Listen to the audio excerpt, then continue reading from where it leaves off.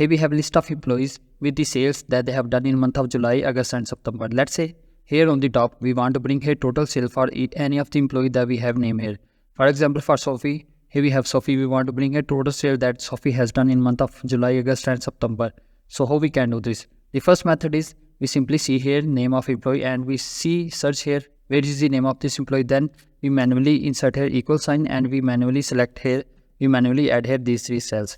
This is the time consuming method, right?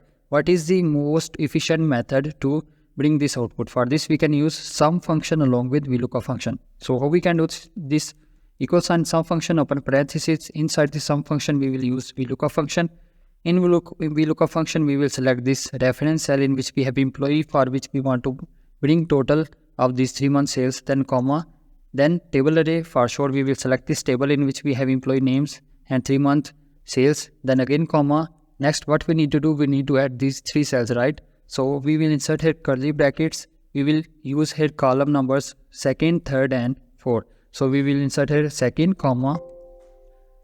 We need to insert here 2, then comma, then 3, then comma, then 4, because this is second, third and fourth column, right? So curly bracket close, comma, 0 for false or exact match, close parenthesis. And now what we need to use, we need to use Control Shift and Enter together. So here we have total sales that Sophie has done.